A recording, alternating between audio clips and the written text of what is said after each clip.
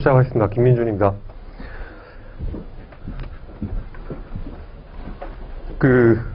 GS 2기가 이제 시작이 됐죠. 본격적인 서막이 올랐습니다. 정말 잘 해 주셔야 된다. 재차 말씀드립니다. 특히나 지금 4월달 같은 경우에는 날씨가 굉장히 포근하죠. 그리고 좀 있으면 벚꽃 핍니다. 아시겠죠?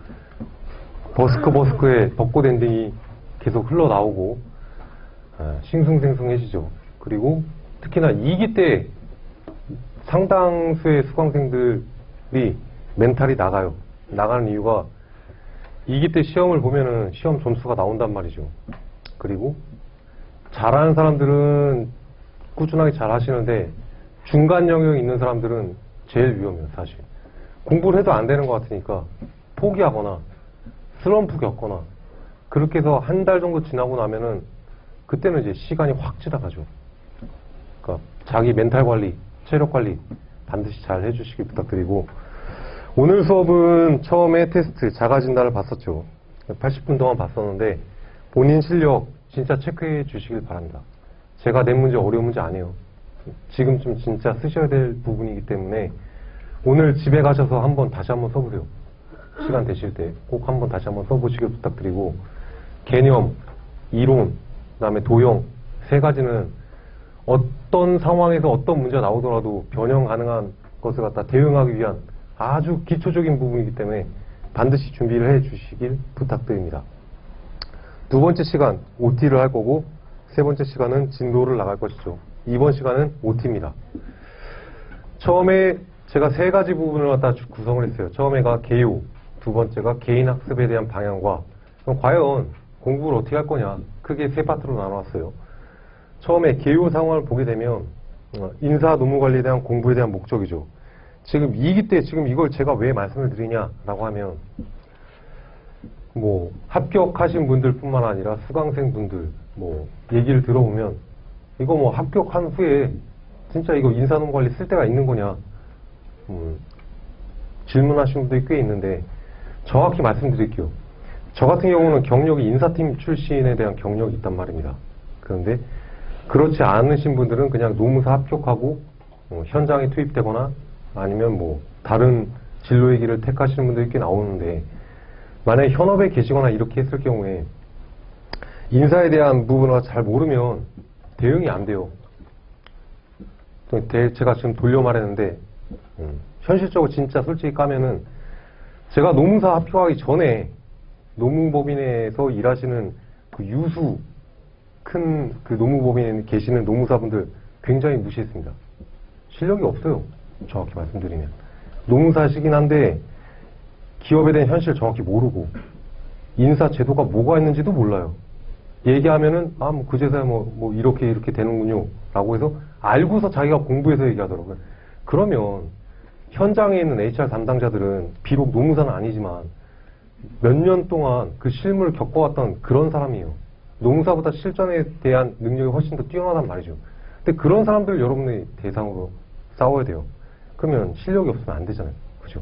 그렇다고 해서 인사노무관리 이 과목 자체가 이론서에만 치우쳐서 있는데 이 정도도 모른다고 하면 나중에 노무사로서의 경쟁력이 사실 없어요. 정확히 알아야 돼. 정확히. 그래서 최소한도 이건 알아야 되거든요. 특히나 노동법, 메인 과목이 노동법, 인사노무관리 두 가지는 진짜 실전에서 가장 필요한 영역에 있습니다. 그러니까 반드시 인사노무관리가 쓸데없는 과목이 아니라 정말 중요한 과목이라고 재차 말씀드려요. 나머지 행정쟁송이라든가 선택 영역에 있는 그런 과목들은 솔직히 실전에서는 별 쓸데가리가 없거든요. 근데 노동법이랑 인사노무관리는 정말 중요하다라고 재차 말씀을 드립니다. 두 번째, 인사노무관리가 뜬구름 잡는 거냐? 일정 부분 인정해요. 경영학 과목 자체가 뜬구름 잡는 거 맞습니다. 맞는데 제가 바라보는 것들은 좀 체계성 있게 공부하면 그렇게 뜬구름 잡는 학문은 아니거든요. 일정 부분 관통하는 부분이 있습니다. 근데 이거를 그냥 막연하게 그냥 합격을 해야겠다라고 생각을 해서 시중에 나와 있는 대세 기본서인 박경규조, 3조 이런 거 딸딸 외우거나, 혹은 강사들이 다들 만들어 놓은 수험서를 갖다 딸딸 읽고 그냥 해당 문제 나오면 그냥 기계적으로 암기해서 박는 스타일. 그러니까 과연 이게 저도 약간 회의적인 부분이 있긴 한데 뜬구름 잡는다라는 건 일정 부분 동의하지만 공부 방식이 잘못됐기 때문에 자꾸 뜬구름 얘기가 나오는 거거든요. 또 한 가지가 개념을 암기하더라도 좀 효과적으로 좀 암기를 하셨으면 좋겠어요. 저도 이해해요. 저도 수험생 때 보면 개념 같은 거 딱 보면은 아 이걸 무작정 암기를 해야 되나? 그런 생각을 좀 했었거든요. 근데 저 같은 경우는 무작정 암기하지는 않았어요. 제가 연기 때 말씀드렸던 건 OW1H에 따라서 개념화를 시키라고 말씀을 드렸습니다. 특히나 주체가 사실상 모든 개념 보게 되면 기업이요. 기업이 주체가 되는 것이고 거기에 대한 목적, 왜 하는지에 대한 부분, 그리고 대상이 무엇이냐, 그리고 거기에 대한 방식이 무엇이냐 이렇게 구성되어 있어요.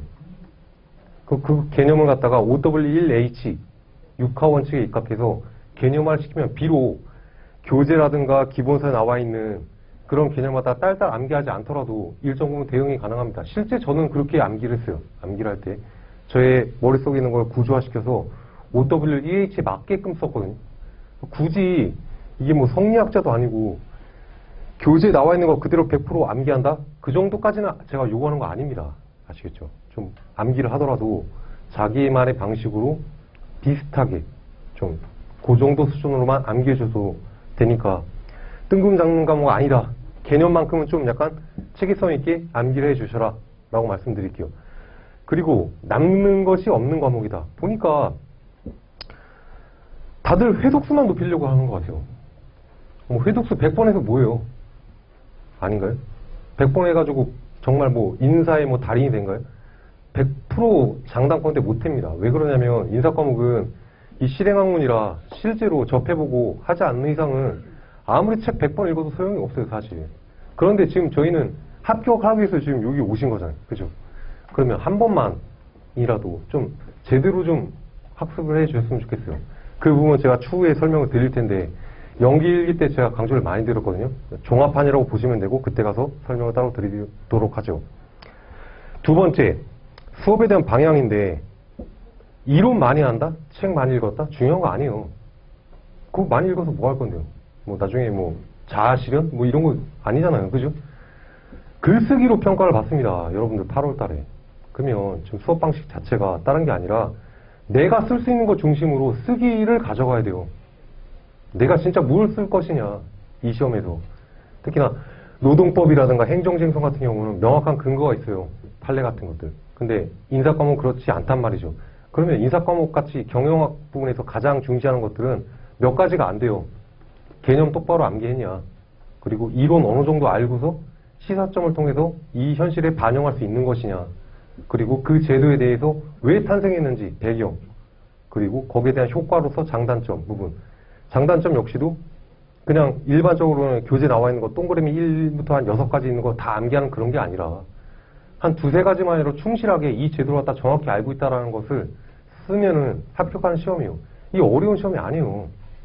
괜히 다 암기하려고 하니까 무식하게 공부하려고 하는 거죠. 다시 한 번 더 말씀드리지만 내가 쓸 수 있는 것 위주로 다시 학습 방법을 바꾸시길 부탁드리고 강의 방향 역시도 그러합니다. 쓰기 중심으로 갈 거예요. 가장 많은 VOC를 들었던 것들이 보면 당초에 연기 들었다, 일기 들었다, 뭐 어떻게 쓰는지 모르겠다는 거. 진짜. 뭐 이해하는 거 알겠다. 근데 펜이 안 나간다. 가장 큰 문제요, 그게. 그러면 그 부분 제가 걷어드리겠다는 거예요. 사실. 그 부분은 제가 자신은 있어요. 진짜로. 그래서 이 2기만큼은 어떻게든 합격할지에 대해서 쓰기 중심으로 반드시 가져갈 테니 좀 막연한 부분, 구체성 없는 부분은 제가 다 걷어드리려고 노력을 하겠습니다. 물론 100% 충족은 안 되겠지만 그렇게 노력을 하겠다라고 미리 말씀을 드리고 네 번째, GS 2기에 대한 전체적인 방향성 이 부분인데 시험에 대한 출제 부분이에요. 출제 부분. 작년 같은 경우에 GS 2기 때 150점을 출제했어요. 150점에서 50점을 풀었거든요. 문제 은행식으로 해서 50점짜리 1문과 25점짜리 4문을 갖다 내놓고 자기가 원하는 것을 50점 배점에 맞게 풀었단 말이죠. 근데 거기에 대해서 장단점이 좀 명확했어요. 작년에 대한 VOC를 정확히 말씀드리면 첫째, 좋았던 점은 다양한 문제를 많이 풀어가서 좋았다. 가장 큰 장점이었고 단점, 그렇게 하다 보니까 문제 수가 작년에 2기, 3기 대 총 76문제를 출제했거든. 그럼 76문제를 마지막에 정리하려니까 시간이 많이 걸린다. 그리고 그거 다 암기해야 되는 거냐. 물론 제가 암기하는 거 그렇게 많이 요구하는 건 아니지만 수강생 입장에서는 막상 강사가 이렇게 내놓게 되면 보게 되잖아요. 그 부분을 좀 방지하려고 올해는 정말 딱 내일 문제만 추렸습니다.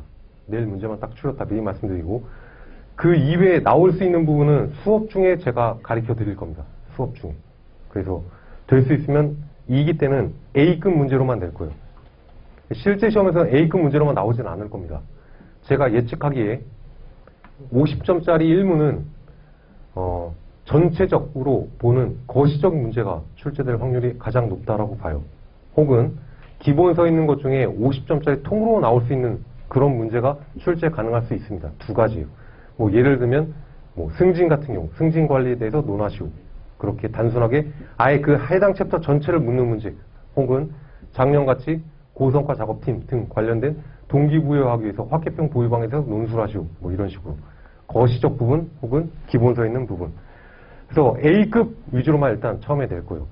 A급 위주로 문제 내고, 실제 시험에서는 50점짜리는 약간 변동성이 있고 A급 문제 하나랑 C급 문제 하나가 나올 부분이 있을 거예요.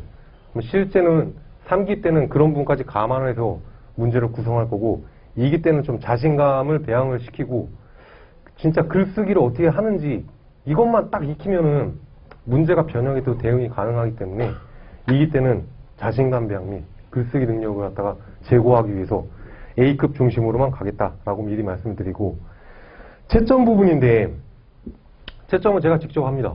뭐 맡기는 건 없어요. 여지까지 그래왔고, 뭐 밤을 새든 뭐 법인 일 때문에 바쁘든 뭐든 저는 뭐 결과물을 내놓는 사람이니까 어쨌든 제가 직접 채점한다고 말씀드립니다. 그런데 여러분들한테 한 가지 동의를 구할 것이 한 가지가 있어요. 동의를 무엇을 구해야 되냐? 채점을 해서 제가 다음 주에 뭐 예를 들어 이번 주에 시험을 보고 다음 주에 만약에 채점물을 갖고 왔다라고 하면은 바로 자기 답안지를 갖다가 몰래 찾아가지고 가방에다 짱 박아 놓거나 혼자 이렇게 뒤에 가가지고 몰래 보거나 이것 좀 안 했으면 좋겠어요.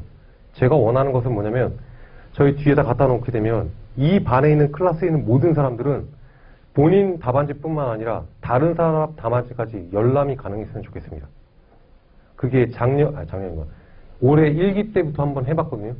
효과가 굉장히 좋아요. 왜 그러냐면 강사의 피드백보다 훨씬 좋을 수 있습니다. 왜 그러냐? 잘하는 사람, 특히나 뭐 최고 답안뿐만 아니라 A 등급에 있는 사람들 답안들을 갖다 전부 다 카피해 볼 수가 있어요. 또 한 가지, 자기 수준과 비슷한 뭐 B 등급에 있는 사람도 같이 볼 수가 있고, 저보다 상대적으로 밑에 있는 C 등급에 있는 사람들까지도 같이 볼 수 있어요. 중요한 것은 잘하는 사람들 카피한 것도 중요하지만 못한 사람들이 왜 그거를 못 썼는지도 파악하는 것도 굉장히 중요합니다. 그래서 전체 답안을 갖다가 풀로 보게 되면 내가 왜 이 점수를 받았고 왜 이게 부족한지, 혹은 내가 이걸 왜 잘했는지를 명확하게 알 수 있어요. 그렇게 되면 전체적으로 반 구성원들에 대한 실력이 전체적으로 향상이 될 거예요. 여기서 물어볼게요. 싫다. 그냥 혼자만 보겠다. 짱 박혀서 혼자만 보겠다. 아니면 다 같이 보자. 그럼 다 같이 보는 걸로 좀 알게요, 그러면. 다 같이 보는 걸로. 그리고 두 번째, 점수를 어떻게 할까요? 오픈을 할까요? 아니면 그냥 카페에다가 무명으로 해서 그냥 점수 분포도만 나타날까요? 거기에 대한 명확한 그런 게 있었어요. 작년 같은 경우에 이름, 실명 거론하고 점수 딱딱 찍으니까 디프레스 받으신 분들이 꽤 있더라고요. 그러면 작년 방식을 약간 좀 변형을 해서 이름은 다 빼고 점수 분포도만 넣어놓을게요. 아시겠죠? 몇 점부터 몇 점까지 몇 프로다 이럴 정도. 자기 위치만 파악할 수 있게 그렇게 바꾸겠습니다. 그러면 전체적 개요는 끝났고, 로마자 2번. 그러면 개인에 대한 학습 방향인데 저가 여러분들한테 요구하는 사항입니다. 첫 번째, 무엇을 쓸지를 한번 고민해 보시길 바랍니다. 테마가 나올 수 있는 것을 종합해서 보면 80문제가 안 돼요. 인사과목 전체를 해봤자 80문제밖에 안 돼요. 아무리 꼬든 뭐하든 주제 테마가 80문제 넘어가지 않는다고요. 그러면 그 전에, 특히나 시험 보기 전에 80문제를 어떻게 효과적으로 대응할 수 있을지 미리 좀 고민을 해 주셨으면 좋겠어요. 내가 만약에 시험에 딱 봤을 때 이거를 그 당일에 생각하지 말고 사전에 생각을 해서 시험장에 들어가시라고요. 특히나 지금 뭐 시험 아직 안 보시니까 모의고사 보니까 뭐 가벼운 마음으로 볼 수가 있겠지만 실제 시험장 가게 되면 사실 전날 잠 안 와요. 잠 안 온다고요. 많이 자야 2-3시간. 뭐 물론 이렇게 마음이 급하지 않으신 분들은 푹 잘 수도 있습니다. 그렇지만 일반적 사람들은 3-4시간 정도밖에 못 잔다고요. 그리고 아침에 또 일찍 일어나면 아침형 인간이 아닌 경우에 머리가 좀 덜 깨어 있어요. 더군다나 제일 중요한 게 뭐냐. 시험이 딱 시작하고 나서 문제지를 갖다가 나눠줄 텐데 문제지를 갖다가 이제 파본 있는지 한번 확인하시고 그때 이제 모든 것들이 다 보이게 되죠. 보이게 되고 시작 종이 딱 울리면은 문제를 딱 열어놓고 딱 보면 만약에 문제를 딱 읽고서 어떻게 써야 될지 모른다. 5분 동안에 모른다. 그럼 그 시험 떨어진 겁니다. 그 여러분 굉장히 무서운 얘기인데 시험이 문제지를 딱 열었을 때 5분 안에 내가 쓸 수 있지 결정이 딱 나면은 잘 쓸 수가 있는데 만약 5분 동안에 그 결정이 안 났다. 그러면 식은땀이 나게 되고 그냥 말리는 거죠. 그만큼 중요하다고요. 그러면 내가 사전에 무엇을 쓸지 미리 대응 능력을 갖춰서 들어가야지 그 당일날 애드리브 형식으로 들어가서 쓰게 되면 망한다고요. 그러니까 사전에 준비를 꼭 철저하게 해 주시길 재차 부탁드리고 그러면 과연 이 수업을 어떻게 이용을 해야 되냐. 강사 신 아니에요. 제가 노력은 진짜 최선을 다해서 노력은 하겠지만 신이 아니라고요.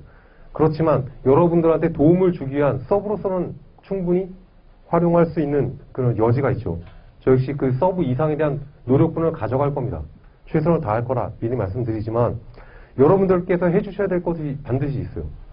당장 다음 주 이 시간에 평가관리를 배울 겁니다. 평가관리는 아예 시험 범위 안에 들어있죠. 즉 예습을 하지 않는 이상 시험을 보지 못한다는 얘기예요. 그럼 사전에 예습을 하셔야 돼요. 시험 범위가 누적이요. 그렇게 되면 예습은 반드시 하셔야 된다. 그러면 시험을 못 봐요. 그러면 어떤 현상이 발생하냐? 그냥 오픈북이에요. 그럼 오픈북 해가지고 하는 게 실력이 느나요? 설사 못 써도 좋아요. 웬간하면 오픈북 하려고 하지 마요. 아시겠죠? 시험 못 봐도 좋으니까 트레이닝 과정이니 점수에 연연하지 말고 그냥 본인 실력대로 보시라고요. 그러면 예습은 반드시 하셔야겠죠. 그리고 예습이 끝나서 그 당일날 오게 되면 분명히 제가 강의를 할 겁니다. 그 해당 부분에 대한 중요한 부분이 무엇이고 평가관리 내에서 어떤 부분이 중요할 거다. 이런 부분을 중점적으로 학습을 해라. 암기해야 될 상황, 반드시 다른 부분과 연계시켜서 적어야 될 부분 다 알려드릴 거예요. 이거를 꼼꼼하게 적습니다. 그리고 집에 또 가셔서 해당 내용을 갖다가 복습을 하고 다시 그 차주에 있는 시험 범위를 갖다가 예습하는 프로세스를 반드시 지키시길 바래요. 아시겠죠? 예습 복습을 하셔야 돼요. 1기 같은 경우는 시험 범위가 거의 없거나 띄엄띄엄 봤기 때문에 복습 위주로 가져가면 됐은 부분이 컸는데 2기는 그게 아니라는 거. 예습까지 같이 병행을 해야 된다. 재차 말씀드릴게요. 아시겠죠? 그럼 구체적 강론으로 들어와서 공부 방법인데 이게 제일 중요하죠. 이게 학습 프로세스. 웬간하면 이 방법 지키시길 바랍니다. 이거 익숙해지면은 아무리 변형된 문제가 출제가 되더라도 대응이 가능해요. 아시겠죠? 제가 연기부터 1기까지 강조했던 부분이니까 다시 한번 설명드릴 테니 잘 한번 듣고 따라해 보시길 바랍니다. 첫째, 책을 오픈합니다. 오픈하면 해당 주제가 나오겠죠. 예시로서 학습전이라고 하면 학습전에 대한 주제를 갖다가 봅니다. 그리고 책을 닫습니다. 닫고 거기에 대해서 생각을 하는 거예요. 내가 과연 그 학습전에 대한 개념을 정확히 쓸 수 있는지, 거기에 대한 이슈가 무엇인지, 아니면 거기 관련된 이론이라든가 전지조건 등 관련된 사항이 무엇인지, 그리고 거기서 핵심적인 부분이 자발적 전인지 비자발적 전인지, 그리고 만약에 비자발적 전이로서 복귀방지 모듈을 가동해야 된다고 하면 과연 캡슐화된 교육을 갖다가 어떻게 지향을 하고 나아가야 될지, 그리고 결론을 어떤 식으로 작성해야 될지 생각을 하시라고. 그렇게 되면 해당 목차가 여기서 벗어나지 않아요. 단문은 여기서 벗어나지 않는다고 제가 나눠놨거든요. 이게 플랜 2C예요. 사실상 첫 서론 부분의 개념, 그 다음에 거기에 대한 중요성이 무엇인지, 그리고 해당 제도에 대한 배경이 어떻게 나왔는지, 그리고 그 해당 이론을 갖다가 적용할 수 있는 여지가 있는지 없는지 판단을 하고, 혹은 추가적으로 나올 수 있는 부분이 전제 조건이라고 몇 군데 주제 테마에 나옵니다. 그것만 기억하시면 될 것 같고요. 이 전제 조건을 앞단에서 쓸지 아니면 결론 이후에 쓸지 위치 파악을 정확히 하시고, 두 번째, 본론 부분이 있죠. 과연 해당 제도에 유형이 있는지 혹은 도입 시 절차가 있는지를 갖다 확인합니다. 여기엔 학습전에는 없죠. 그리고 세 번째, 해당 제도를 갖다 도입한 이후에 대한 문제예요. 효과성 부분인데 과연 이 제도에 대한 효과 무엇인지 장단점 명확하게 파악해서 한 3가지 정도만 제가 정확히 쓸 수 있는지를 갖다가 파악을 합니다. 이거를 생각하는데 한 5분 정도만 투자하면 돼요. 이게 실제 시험장에 들어갔을 때 이 5분 이걸 활용하면 되거든요. 이걸 못하면 시험 떨어지는 거예요. 이것을 생각할 줄 아셔야지 합격하는 것이죠. 정말 중요해요. 이걸 갖다 생각하는 습관. 이게 당락을 좌우할 거다. 재차 말씀드려요. 아시겠죠? 정말 중요해요. 정말. 아시겠죠? 5분 내에 이것을 생각할 수 있는지. 그리고 나서 이 이미지 트레이닝 한 거 갖다가 한번 A4 용지로 작성합니다. 제가 구슬로 얘기했던 거와 동일합니다. 주제 테마 여기다 작성을 하고 위치 파악을 하는 거예요. 제일 중요해요. 위치 파악이. 과연 이 테마가 어디 위치하고 있느냐. 학습 전이는 정확하게 개발관리의 교육훈련, 특히나 교육훈련 평가에 위치하고 있단 말입니다. 위치 파악을 하고 두 번째, 왜 학습 전이가 이슈사항이 있는지 없는지 특히나 교육훈련을 하고 나서 비용 부분이 가장 큰 문제가 되는데 과연 이 효과성 부분에 대한 거시적 부분에 대한 이슈, 그 다음에 학습 전이에 대한 개념, 지속적이요 어떻게 적용할 수 있을지, 이 내용을 갖다 쓸 수 있는지, 그 다음에 해당 이론이 있는지 없는지.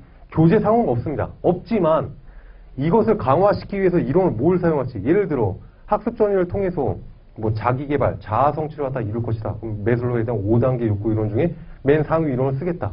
뭐 이런 식으로 해서 접목시키는 것. 혹은 인재가 중요하니 인재에 대한 개발 부분이 중요하다. 그러면 RBV를 끌고 오던가. 해당 이론과 접목시킬 수 있는 사항을 연계해서 생각을 해보시고 구조화시키는 거죠. 핵심적인 부분이 자발적 전이가 되면 생큐죠. 그런데 안 되니까 지금 이게 회사가 개입을 하는 거잖아요. 이 개입사항에 대한 핵심이 장애인으로서 캡슐화된 교육을 지향해야 되는데 이런 사항들이 무엇인지 교재에 분명히 나와 있어요. 제가 4가지에 대한 유형을 다 구분해 놨죠. 그리고 거기에 대한 대안 무엇인지, 그리고 결론을 쓸 때 거시적 관점에서 쓰여야 될 것인지, 혹은 제가 일기 때 설명드렸던 분더러 뒷과 울리 모형과 연계시켜서 마지막에 쓸지, 아니면 교육 훈련 평가에 대한 중요성을 갖다가 아니면 좀 더 강조할 수 있게끔 실무적인 부분으로 좀 작성을 할 것인지, 이것을 이미지 트레이닝 시키는 거예요. 이거 5분 투자하고 요거 5분 투자하면 10분이면 벌써 한 번은 정확하게 생각을 한 거예요. 그러면 대응이 된 겁니다. 일단 시간이 좀 지나더라도 한 번 이것만 적어놓고 나면 실력이 쌓여요. 아시겠죠? 그 다음에요. 근데 한 번 정도는 이렇게 작성을 하시길 바랍니다. 목차와 키워드를 작성하는데 2차용 답안지 안 사신 분들은 반드시 사시길 부탁드리고, 2차용 답안지 이렇게 적는 것이죠. AEL을 갖다가 예시로 들면 로마자 1번 AEL에 대한 대두 배경, 이게 무엇이냐. 특히나 1, 2, 3세대형이 있다. 1세대형 같은 경우는 상호 이해를 기반한 T그룹 훈련이다. 2세대형 같은 경우는 피드백을 중시한다. 3세대형은 특히나 행동을 갖다가 학습시켜서 하기 때문에 AEL이 대두되었다. 이 부분을 요약해서 적시할 수 있는지를 갖다가 간단하게 키워드 중심으로 여기다가 나열을 하고, 두 번째 AEL에 대한 개념을 갖다가 풀로 작성하셔도 돼요. 혹은 저처럼 간단하게 핵심 키워드만 옆으로 작성하든지, 2가지 방식 중에 하나를 택일해서, 저 같은 경우는 버크가 주장한 부분 반드시 적어야겠죠. 이 상황. 두 번째, 이 2가지는 빠뜨리면 안 되는 상황이죠. 특히나 AEL 같은 경우에는 실제 문제, 당면한 과제를 중심으로 해서 학습자가 어떻게 이것을 갖다가 프로세스화 시켜서 결론을 도출해낼 수 있는지가 중요한 것이죠. 그 과정 속에 성찰하는 것이죠. 그 보게 되면 학습을 통해서 실무에 적용하는 것인데, 이 기간이 단축됐기 때문에 AEL이 각광을 받고 있다는 것이 가장 큰 핵심이죠. 그럼 이 내용까지 옆에다 간단히 적는 겁니다. 그럼 내가 한 번 더 리마인드하고 핵심적 사항을 적을 수 있구나. 그럼 이것을 갖다가 나중에 문장화하면 되겠구나라고 해서 다시 구조화를 시키는 겁니다. 이런 방식으로 다시 한 번 더 클로즈 하고 생각을 하고 거기에 대한 트레이닝을 통해서 A4 용지에 작성하든 2차 답안지에 작성을 하든 작성하고 거기에 붙여서 목차랑 키워드 작성을 갖다 합니다. 이거를 2기, 3기 내내 실시합니다. 그렇게 되면 80문제는 금방 해요. 일주일에 한 3문제씩만 정리하면 돼요. 그러면 지금 기간이 한 150일 정도 남은 것 같은데 2번, 3번을 돌립니다. 그러면 문제가 꽈서 나오든 뭐하든 대응이 돼요. 이렇게만 학습만 되면. 근데 문제는 안 해. 아마 지금 제가 이렇게 열심히 얘기해도 아마 여기서 이 수강생들 중에서 실제 실행하는 사람은 20%가 안 될걸요. 그리고 시간이 가요. 그냥 상담하다 얘기 들어오면 그냥 바쁘대요. 혹은 이유는 없어요. 일단 바쁘대요. 바쁘고 두 번째 이거 했냐라고 하면 아, 이거는 뭐 개념하고 이런 거 암기하는데 시간이 너무 벅차다. 특히나 수업, 예습 복습하는데 너무 시간이 벅차서 난 열흘이 없다. 그러면 제가 드릴 말씀이 사실 없어요. 이거 충분히 할 수 있음에도 불구하고 안 하는 거는 좀 문제가 있죠. 반드시 2기, 3기 내에 꼭 하시길 바라요. 특히나 2기 내에 이거를 완성을 지어야 돼요. 왜 그러냐? 3기 때는 실전으로 들어가기 때문에 이거 할 시간이 극히 드물어요, 사실.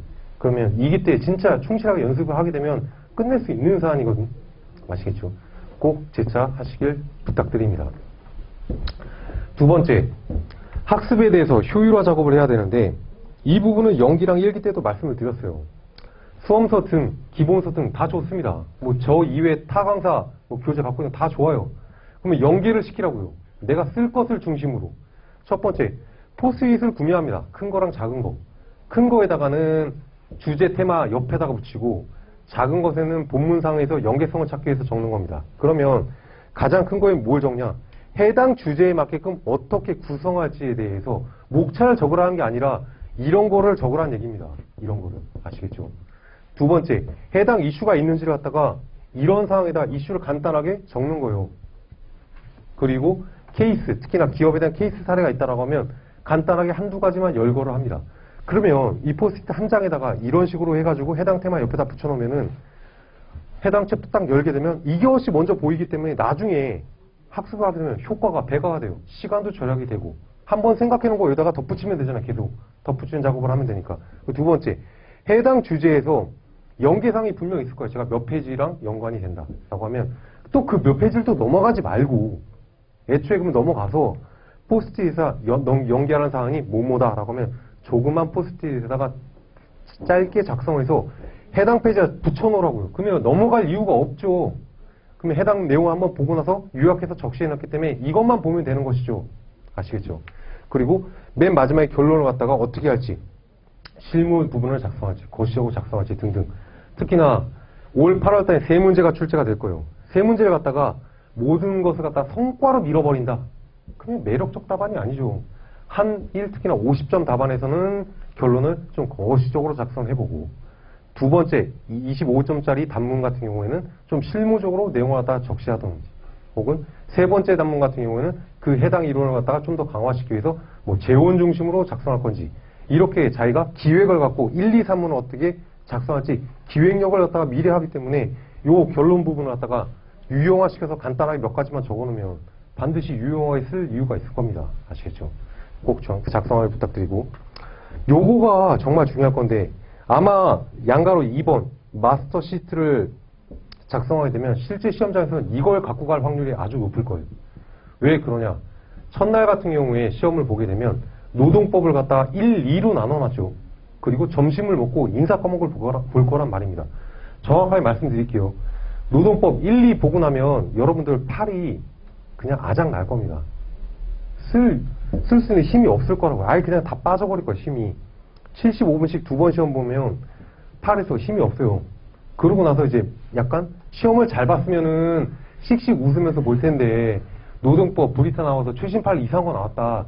그래서 완전 멘붕 빠졌다. 진짜 25점을 제대로 썼는지 안 썼는지 멘탈이 약간 붕괴됐다라고 하면 점심이 들어갈까요? 점심 안 들어가요. 코로 먹었는지 입으로 먹었는지 기억도 안 나요. 그리고 먼 산을 보게 되죠. 이번 시험 봐야 되나 안 봐야 되나.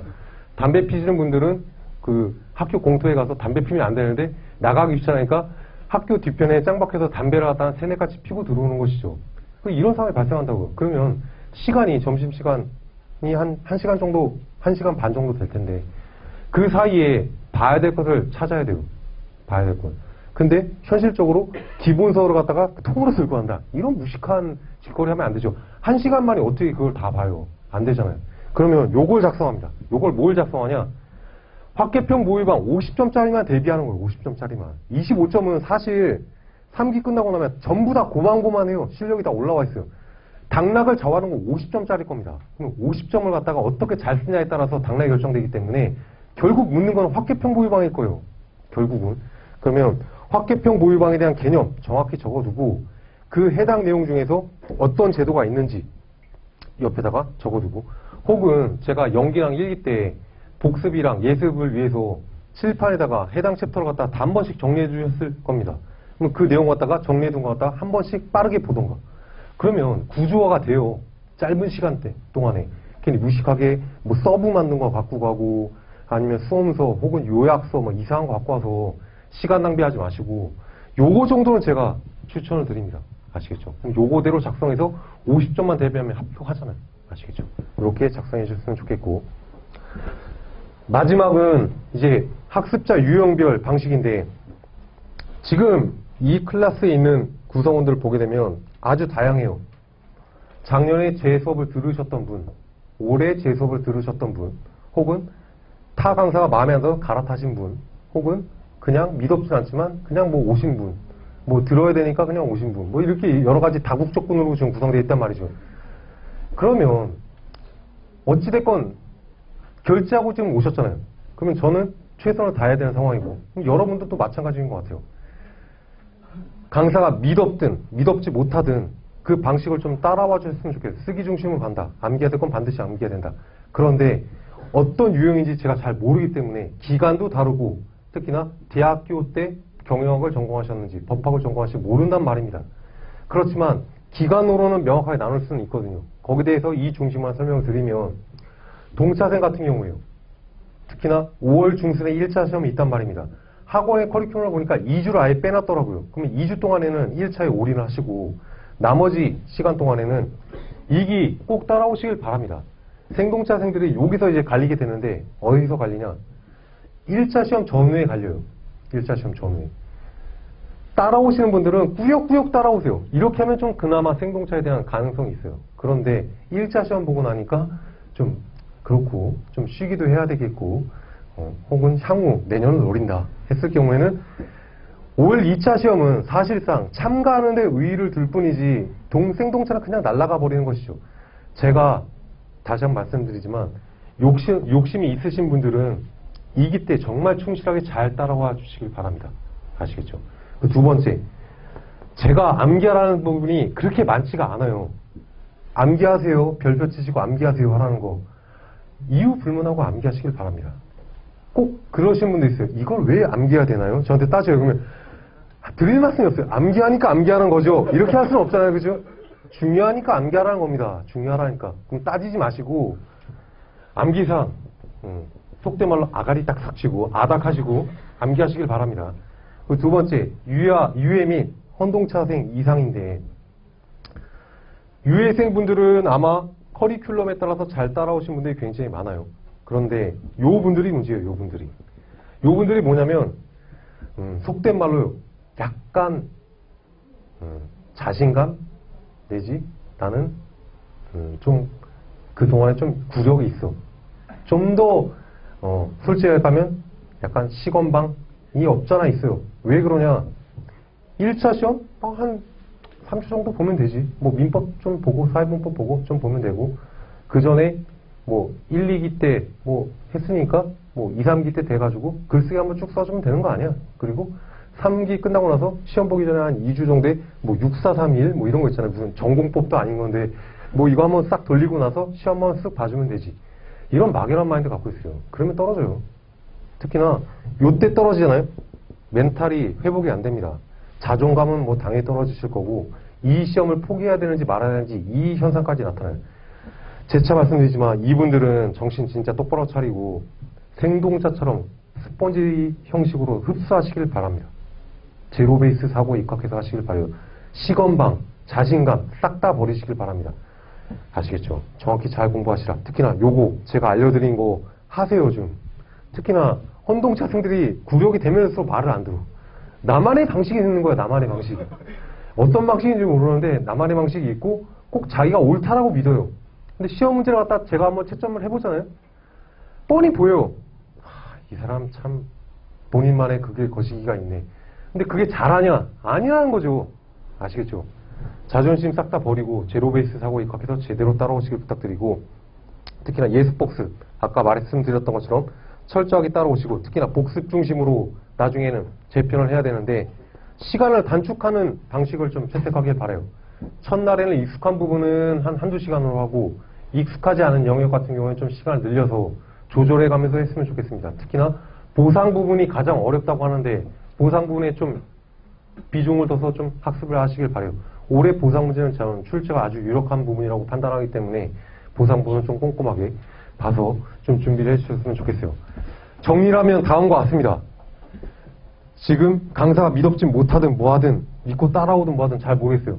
하지만 제가 말씀드린 부분은 그나마 몇 년간 축적된 노하우를 알려드리는 거니 웬간하면 좀 따라와 줬으면 좋겠고, 특히나 암기하라는 거 좀 암기해 줬으면 좋겠어요. 문제는 제가 오늘 이 순간만 얘기하는 게 아니라 3기 끝날 때까지 이 얘기를 해요. 3기 끝날 때까지. 문제는 3기 끝날 때까지도 암기 좀 해주세요라고 하잖아요. 근데 본인이 딱 수업 때문에 찔렸다. 그러면 아시겠죠. 가망이 없어요.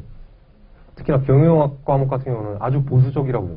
개념이 흐트러지거나 이렇게 되면 교수님도 안 봐요. 그냥 점수 확 낮춰버려요. 아시겠죠. 가장 중요한 기본을 잃지 마시길 부탁드립니다.